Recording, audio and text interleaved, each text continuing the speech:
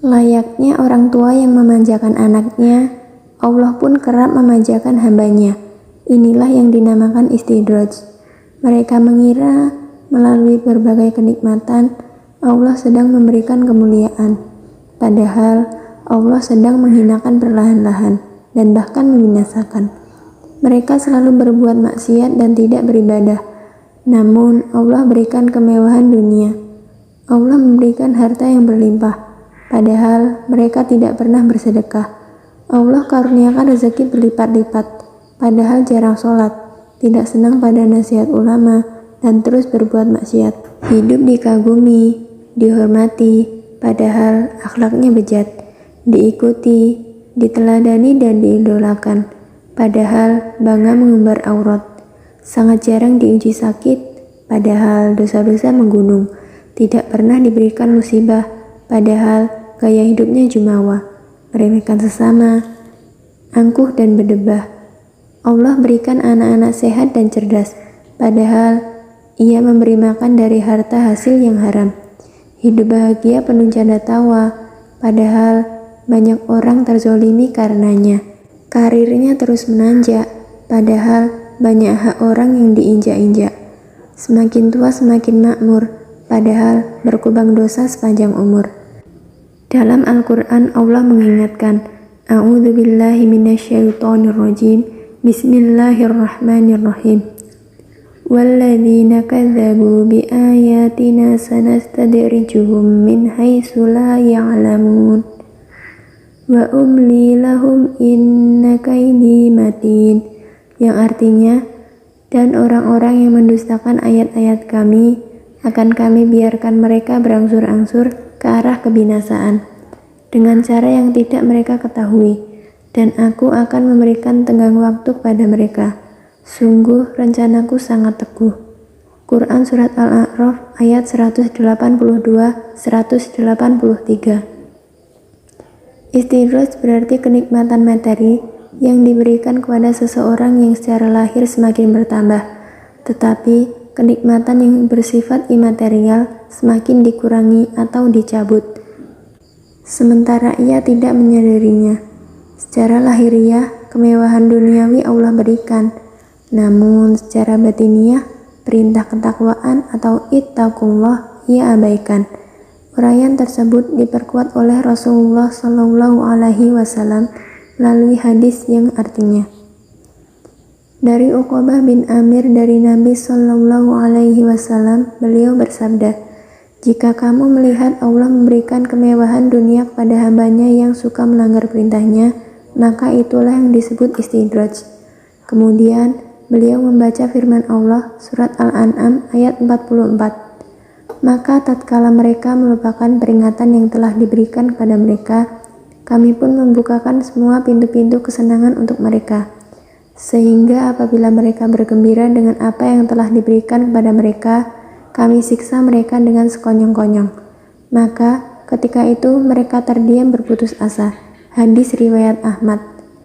Buya Hamka dalam tafsir Al-Azhar jilid 3 menjelaskan bahwa istidraj menurut Quran Surat Al-An'am ayat 44 bermakna dikeluarkan dari garis lurus kebenaran tanpa disadari. Allah Subhanahu wa Ta'ala memperlakukan apa yang Dia kehendaki, dibukakan segala pintu kesenangan hingga orang tersebut lupa diri.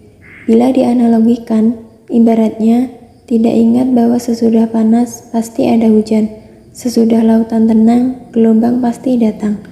Mereka dibiarkan berbuat maksiat dengan hawa nafsunya, sehingga tersesat jauh. Lalu, siksaan Allah datang sekonyong-konyong. Allah melakukan pembiaran atas maksiat yang mereka lakukan, memberikan kesenangan terus-menerus yang melalaikan, hingga pada saatnya Allah akan mencabut semua kesenangan sampai mereka termangu dalam penyesalan yang terlambat. Sebagaimana firman Allah Subhanahu wa Ta'ala, Bismillahirrahmanirrahim.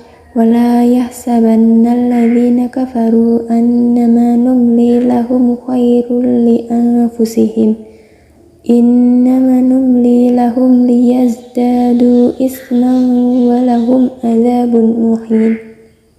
Yang artinya, dan janganlah sekali-kali orang-orang kafir menyangka bahwa pemberian tangguh kami kepada mereka adalah lebih baik bagi mereka. Sesungguhnya kami memberi tangguh kepada mereka hanyalah supaya bertambah-tambah dosa mereka, dan bagi mereka azab yang menghinakan. Quran Surat Ali Imran ayat 178. Istidraj bisa terjadi kepada siapa saja, baik orang awam maupun ahli ibadah. Orang mukmin akan merasa takut dengan istidraj, yakni kenikmatan semu yang sejatinya murka Allah Subhanahu wa Ta'ala.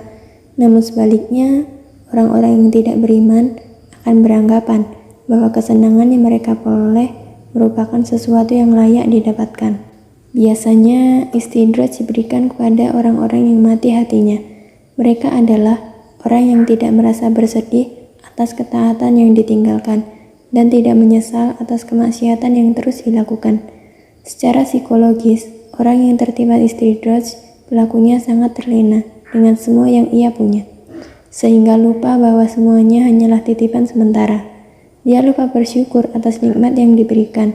Begitu juga ia gemar melakukan kemaksiatan tanpa merasa berdosa dan menganggap nikmat yang Allah Subhanahu wa Ta'ala berikan merupakan sebuah kebaikan untuknya. Ketika hal ini terjadi, maka akan berakibat nantinya mendapatkan siksaan dari arah yang tidak disangka-sangka. Maka dari itu perlu meminta pertolongan kepada Allah Subhanahu wa Ta'ala dan juga mengasah keimanan agar terus meningkat, sehingga menyadari hakikat nikmat dan siksaan. Cara termudah untuk membedakan kesenangan yang datangnya dari kemurahan Allah dengan istidraj adalah ketakwaan.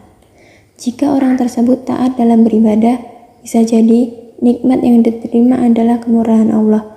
Begitupun sebaliknya, apabila orang tersebut lalai dalam ibadah, bisa jadi itu merupakan istidraj. Ciri-ciri istidraj yakni 1.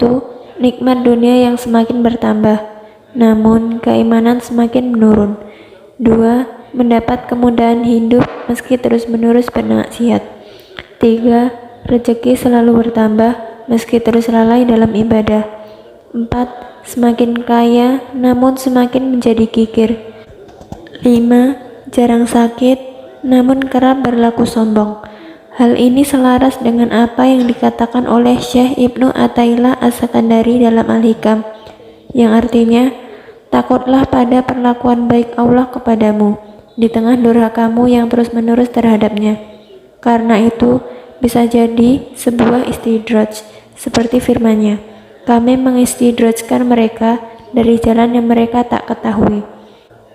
Oleh karena itu, ketika seseorang mendapatkan kenikmatan, baik nikmat materi maupun non-materi, hendaklah ia bersyukur atas nikmat yang diberikan oleh Zat pemberi nikmat dan bukannya lupa kepadanya, dan segera bersyukur kepadanya baik secara lisan, perbuatan maupun keyakinan dalam hati. Realisasi syukur itu bisa berupa semakin rajin beribadah, bersedekah, maupun perilaku-perilaku yang bermanfaat bagi orang lain. Begitu bahayanya istidraj sampai Umar bin Khattab pernah berdoa, "Ya Allah, sesungguhnya aku berlindung kepadamu menjadi mustadraj, yaitu orang-orang yang ditarik dengan berangsur-angsur ke arah kebinasaan." Maka dari itu, saudara-saudaraku sekalian, marilah kita bermuhasabah diri, memperbaiki diri ke arah yang lebih baik, dan semoga saja kenikmatan yang selama ini kita terima merupakan bentuk kemurahan Allah kepada kita, bukan merupakan istidraj.